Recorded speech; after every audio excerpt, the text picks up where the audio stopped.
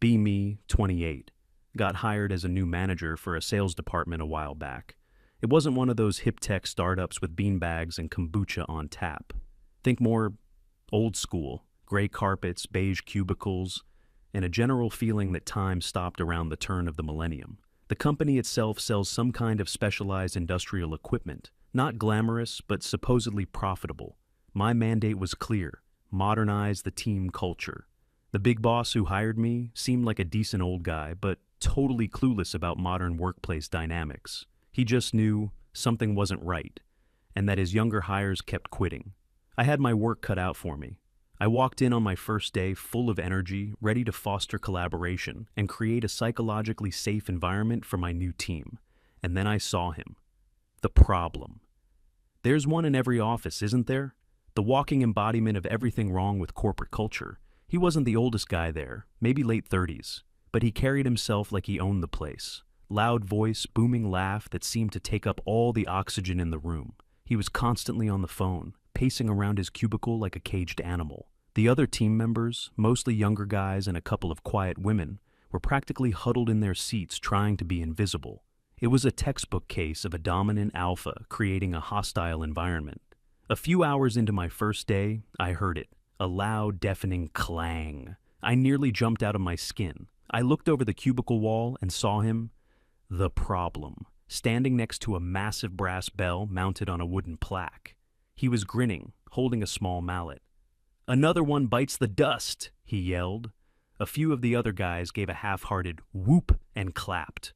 I watched, horrified, as he took a dry erase marker and wrote a huge number on a whiteboard under his column. His column was full. The others were mostly empty. So this was their system. Public displays of aggressive achievement. It wasn't about celebrating success. It was about asserting dominance, forcing everyone else to acknowledge his victory and, by extension, their own failure. I made a note. The bell had to go. That afternoon, I held my first team meeting. I introduced myself, talked about my vision for a collaborative, team-oriented future. I used words like synergy, holistic approach, and empowerment. I watched their faces. The younger ones looked hopeful, intrigued. The problem just leaned back in his chair, arms crossed, with a look of bored skepticism on his face. When I opened the floor for questions, he was the first to speak. "So, what's our new quota?" Just like that, cutting right through my message about culture to focus on the cold, hard numbers. I smiled patiently. We're going to move away from a purely numbers-driven mindset. I want us to focus on building sustainable client relationships, not just closing tickets. He just grunted. Relationships don't pay the bills. A palpable tension filled the room. The other team members looked down at the table, refusing to make eye contact. He had already poisoned the well. My first official act as manager was to send out a memo. Subject: fostering a more inclusive and less disruptive auditory environment. It explained that, effective immediately, the sales bell would be retired. We would celebrate our collective successes in our weekly meetings, in a way that didn't create anxiety or a competitive hierarchy. I thought it was a masterpiece of corporate diplomacy. About 10 minutes after I sent it, he was at my office door. He wasn't smiling. "You're getting rid of the bell? We're retiring it, yes. It's part of our move toward a more team-focused culture." He just shook his head, a little smirk playing on his lips. "You know, the old boss loved the bell. Said it was good for morale." "Well, I'm here to build a new kind of morale," I said, keeping my voice even. "One based on mutual support, not individual bragging." He stared at me for a long moment. "Whatever you say, boss." The way he said boss was laced with so much sarcasm, it could have stripped paint. The next few weeks were a battle of wills. I implemented Wellness Wednesdays, where we'd start the day with a 10-minute guided meditation. He would always accidentally schedule a client call at that exact time. I tried to get the team to do collaborative brainstorming sessions on new sales strategies. He would sit silently through them, and then I'd hear him on the phone later, using his same old aggressive tactics and closing deals. The numbers on the whiteboard kept getting more and more lopsided. His column was a monument to his ego, while the others struggled. I realized the core problem wasn't the bell or the lack of meditation. It was the entire incentive structure, the commission system. It was a relic of a bygone era, a system designed to reward sharks and penalize collaborators. It was the very engine of the toxic culture I was hired to dismantle. I spent a weekend drafting a new proposal. I called it the Team Synergy Dividend. The concept was simple and elegant. We would abolish all individual commissions. Instead, a percentage of the department's total quarterly sales would be put into a pool. That pool would then be divided equally among every single member of the team. It was perfect. It would force them to work together. The stronger performers would have a vested interest in mentoring the weaker ones. The junior staff would feel valued. It would turn a pack of lone wolves into a cohesive unit. I presented it to the big boss first. He looked at the proposal, squinting at the charts. "So, you want to take the money he earns," he said, pointing a thumb in the direction of the sales floor, "and give it to everyone else?" I corrected his simplistic and frankly problematic framing. "I want to incentivize teamwork. I want everyone to feel that a win for one is a win for all." He was hesitant. "He's not going to like this. He's very motivated by his commission." "His motivation is part of the problem. It creates a cutthroat environment. We need to evolve. Trust me." He sighed, rubbing his temples. "All right, Serena, it's your department. Let's try it for 1 quarter, see what happens." I felt a surge of triumph. This was it. This was the real change. I called a mandatory team meeting to announce the new plan. I laid it all out with a slick PowerPoint presentation. I talked about fairness, equity, and the power of the collective. I could see the younger team members nodding. They got it. They saw the beautiful logic of it. The problem was just staring at the screen, expressionless. When I finished, I asked for questions. His hand shot up. "Just so I'm clear," he began, his voice dangerously calm. "Last month, I brought in about 400,000 in new business. The rest of the team combined brought in, about 50,000? Under this new plan, I'd get the same bonus as the kid who started 2 weeks ago and hasn't closed a single sale." I kept my professional smile on. "You'd all be rewarded for the team's total success, and you'd have an incentive to help that new kid close his first sale, which would raise the total for everyone." He let out a short, bitter laugh. "So I'm supposed to do my job, and now I'm also supposed to do everyone else's job for them too, for less money? It's not about doing their job for them. It's about mentorship. It's about lifting the entire team up." "Right," he said, standing up. "Well, this has been really enlightening." He walked out of the meeting. His negative energy was so powerful, but I wouldn't let it derail me. The new system went into effect the following Monday, and for a little while, things seemed different. The office was quieter. The frantic competitive energy was gone. I saw the team members actually talking to each other, sharing tips. I saw one of the senior guys helping a junior member with a call script. It was beautiful.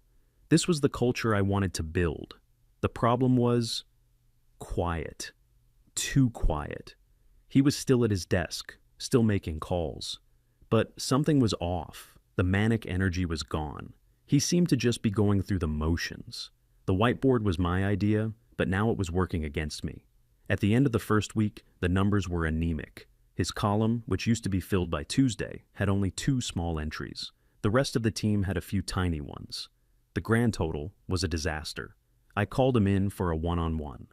"Is everything all right?" I asked, putting on my most concerned and empathetic face. "I've noticed a significant drop in your output since we implemented the new dividend plan." He just looked at me. "I'm working my 40 hours. I'm taking my lunch break. I'm contributing to the team. But your numbers?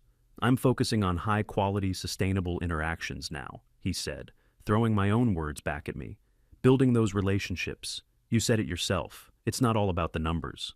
He was weaponizing my own philosophy against me. The level of passive aggression was off the charts. It was one of the most toxic things I had ever experienced. I told him that while I appreciated his commitment to the new culture, we still needed him to perform. The team was looking to him for leadership. "They don't need my leadership. They have yours," he said, then got up and left my office. The month dragged on.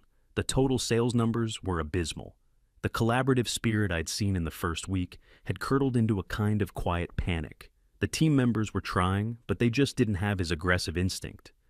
They couldn't close. They were great at the building relationships part. They'd have lovely long conversations with potential clients. But when it came time to ask for the sale, they'd falter. I had to do something. I decided to lead by example.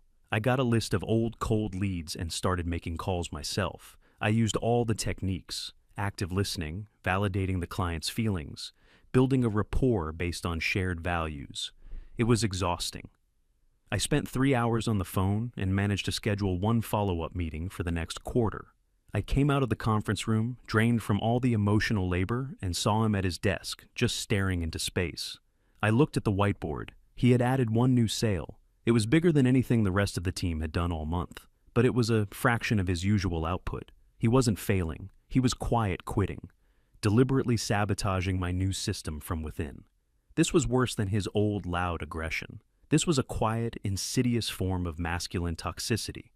The refusal to participate, the strategic withdrawal of effort, all designed to make me look bad and prove that his old, brutish ways were superior.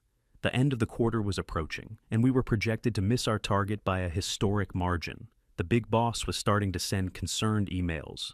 The team synergy dividend pool was looking more like a team synergy puddle. Morale was at an all-time low. The quiet, collaborative office I had created now just felt dead.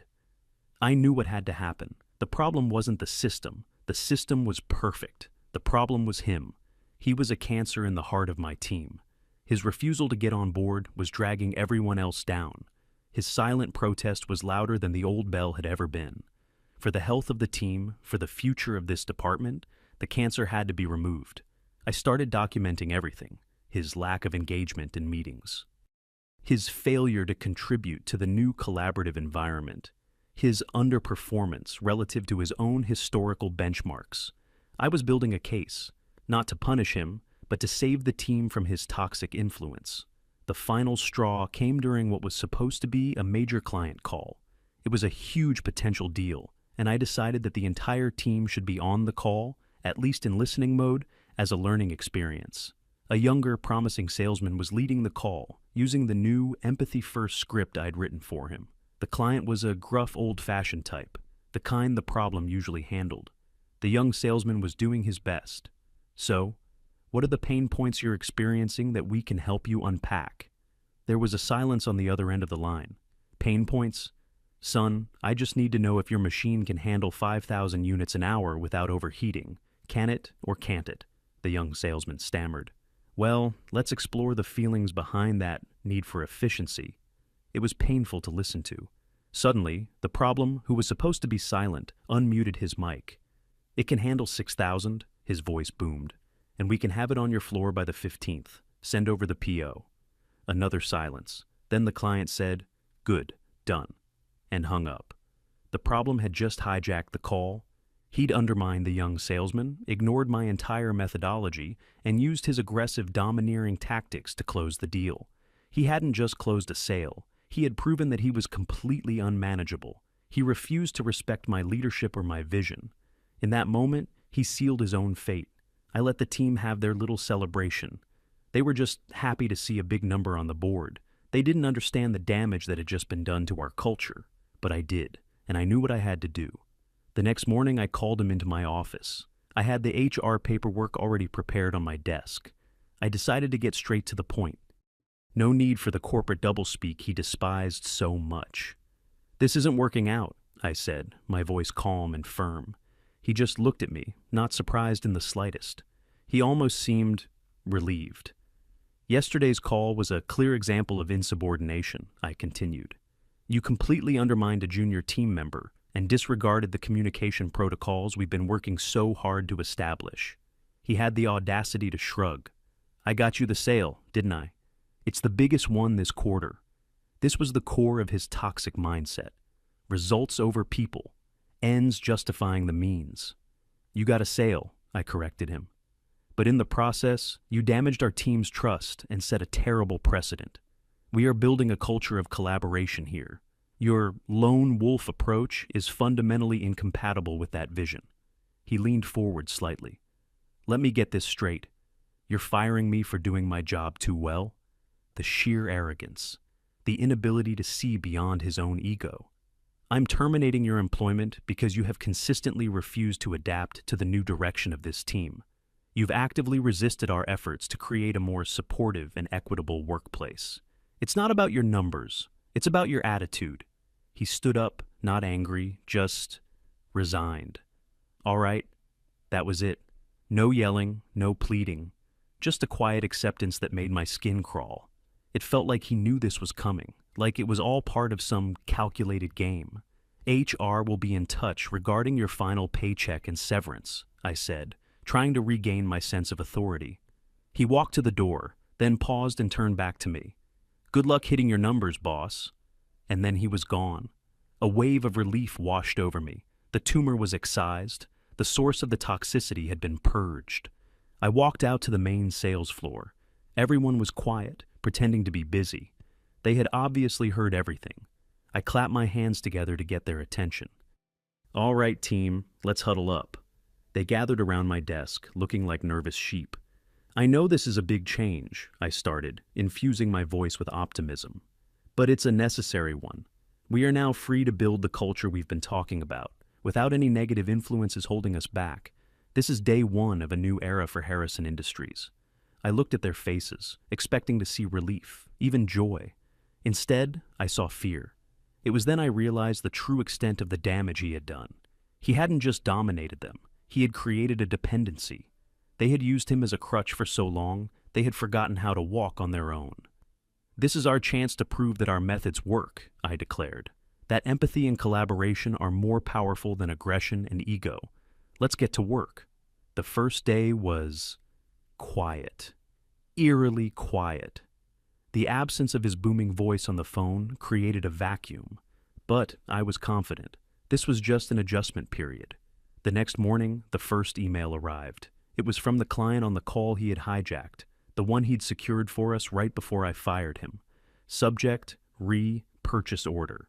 "Hi, Serena, was just informed about the staffing change. Unfortunately, our agreement was contingent on having him as our account lead.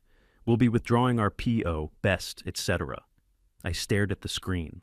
Contingent? That was ridiculous. Our contracts were with the company, not with an individual employee. This was unprofessional. I explained to the team that this was just a minor setback. The client was obviously part of the old boys club and was just being difficult. We didn't need clients who weren't aligned with our values. Then a second email came in, and a third. By lunchtime, we had received 7 cancellations. They all had a similar, professionally polite tone. In light of recent organizational changes, due to a shift in our account management, we've decided to reevaluate our vendor relationships. It was a coordinated attack. I gathered the team for an emergency meeting. Panic was starting to set in. One of the younger salesmen looked pale. "Those were all my accounts," he stammered. He helped me get all of them. He introduced me to them." I tried to reassure them. "This is just a temporary disruption. It's a loyalty built on a faulty foundation. We will win them back by showing them a better way of doing business."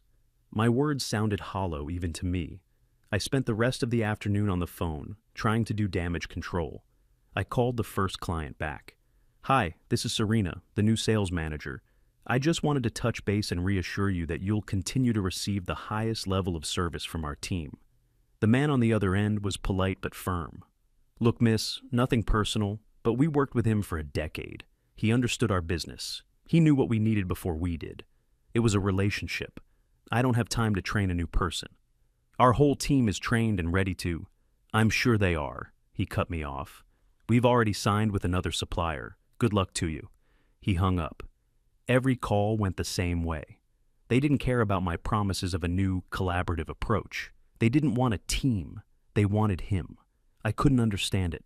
What kind of spell had he cast on these people?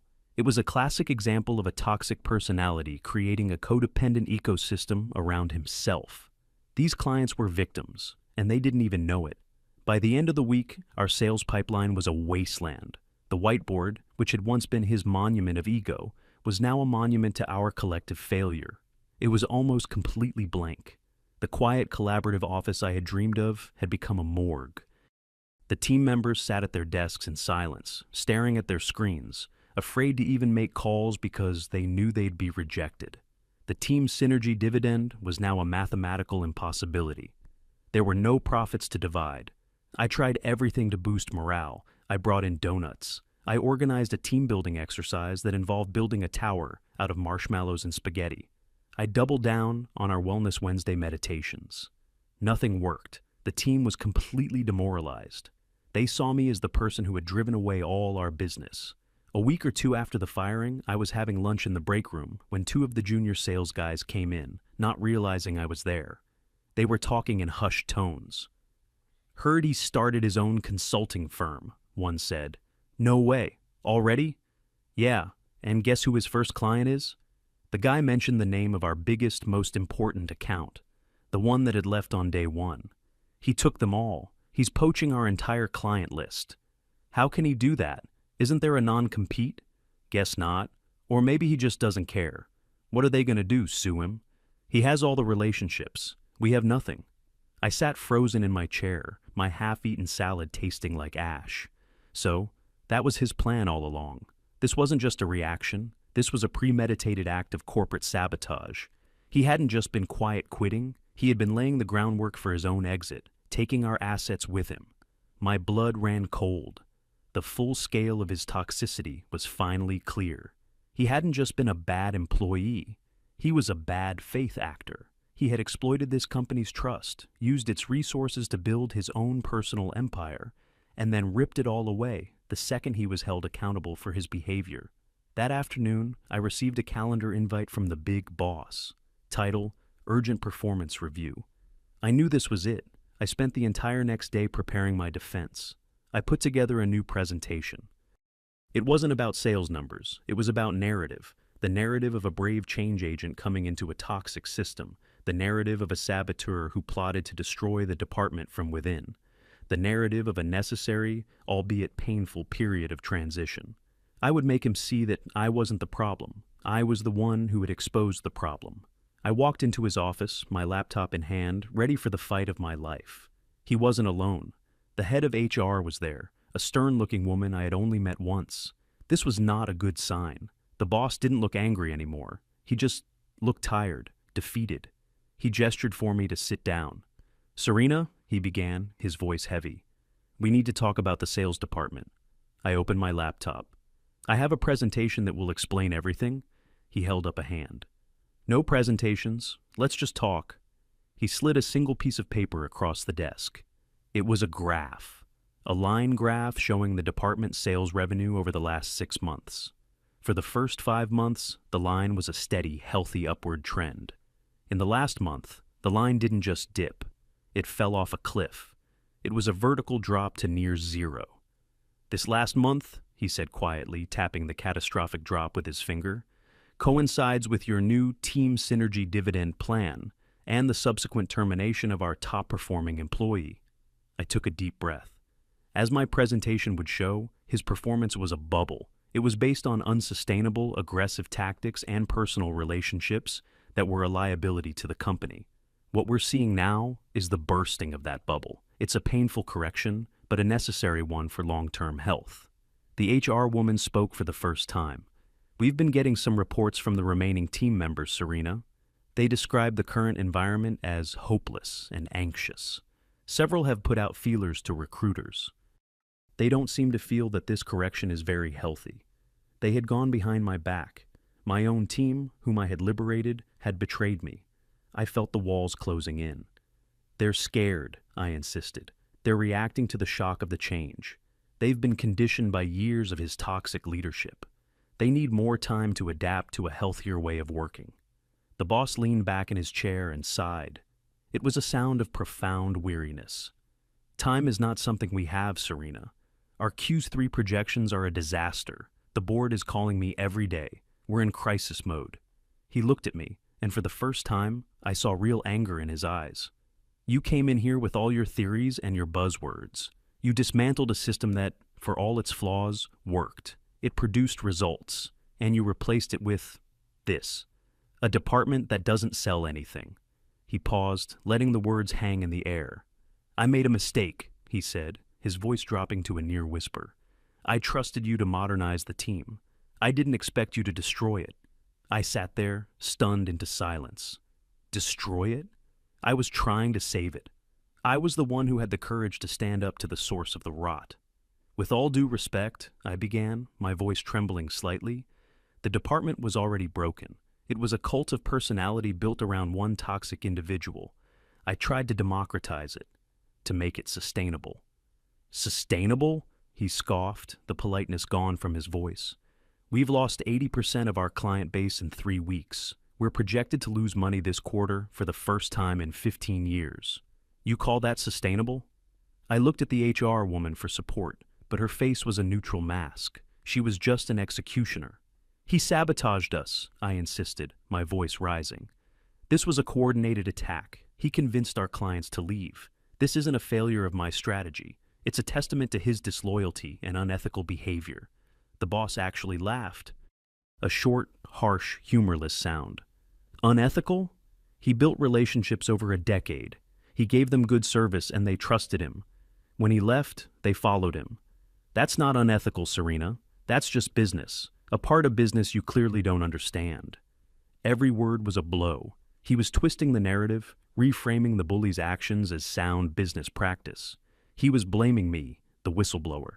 The HR woman cleared her throat, a signal that the conversation was over. Serena, I think it's clear that there's a fundamental misalignment between your management philosophy and the commercial needs of the business, she said in a dry, rehearsed tone. As such, we've decided to go in a different direction. Your position has been eliminated, effective immediately. It was exactly the same corporate speak I had used on him.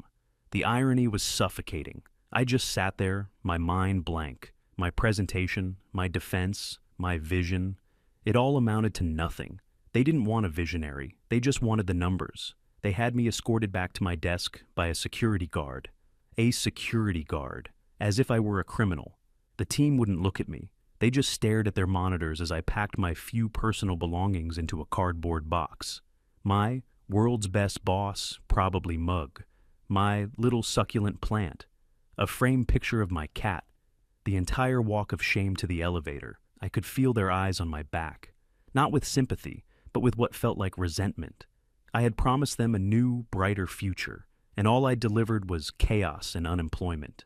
I spent the next few weeks in a daze. My professional world had collapsed. My LinkedIn profile, once a monument to my progressive management style, now felt like a joke. I started applying for other jobs, but the market was tough. Recruiters would get to the part about my last role and ask the inevitable question. So, why did you only last 1 quarter at Harrison Industries? I tried to spin the story. Creative differences. A strategic realignment. The company wasn't ready for transformational change. They could smell the failure on me. One afternoon, out of a morbid curiosity that I couldn't resist, I looked him up online. It wasn't hard to find him. He had launched a website for his new consulting firm. It was sleek, professional, and full of testimonials from all of our former clients. The best damn salesman I've ever worked with. No nonsense, just results. Frank, the one I'd heard him yell at on the phone. He understands our needs better than we do, a true partner. Switching to his new firm was the easiest business decision I've made all year. Reading them made me physically ill. They were all praising the very behavior I had identified as toxic. The aggression, the refusal to engage in emotional labor, the hyper-focus on results. They didn't just tolerate it, they valued it. They paid him for it. The About Us section of the site had a picture of his new team. It was him, standing with 3 other people in front of a shiny new office building. I recognized them. 2 were the other senior salesmen from my old team, who had been quietly supportive of my changes. The 3rd was the most promising junior salesman, the one he had undermined on that final call. They were all smiling. They looked happy. He hadn't just taken the clients, he had taken the talent too. He'd gutted the entire department, leaving behind only the dead weight. My liberated team hadn't betrayed me by going to HR. They had betrayed me by rejoining their captor. It just didn't make any sense. My entire worldview, my understanding of how a modern, healthy workplace was supposed to function, was shattering. A month or so later, I was scrolling through a job site when I saw a posting. Sales manager, Harrison Industries. They were hiring my replacement. I read the job description, my heart pounding. Seeking a results-driven, high-energy sales manager to lead and motivate a dynamic sales team. The ideal candidate will have a proven track record of exceeding aggressive sales targets and will thrive in a fast-paced, competitive environment. They had used all the trigger words: results-driven, aggressive, competitive. It was a complete reversal of everything I had stood for. They weren't just replacing me, they were erasing me. They were actively seeking out another version of him. The last line of the description was the final insult. Responsibilities include fostering a high-performance culture and managing the department's victory bell traditions. They were bringing back the bell. I closed my laptop and just sat there in the dark. I had been so sure, so absolutely certain that I was on the right side of history. I was bringing enlightenment to the cavemen. I was creating a better world. But what if the cavemen didn't want to be enlightened? What if they were happy in their cave? What if they liked the competition, the aggression, the loud, clanging bell? What if everything I believed about male toxicity in the modern workplace was just wrong? No, that couldn't be it. I was right. My philosophy was sound. The system was the problem. The world was the problem. It just wasn't ready for me. It was still rewarding the bullies, the aggressors, the men who refused to evolve. He hadn't won. He had just successfully exploited a broken system. And I was just a casualty of a culture war I was trying to win for everyone. I opened my laptop again. I deleted my old resume. I started a new one. My objective? To find a truly progressive organization that values emotional intelligence and collaborative success over outdated, patriarchal metrics. Somewhere out there, my team was waiting for me. A team that would appreciate what I had to offer. It had to be. Or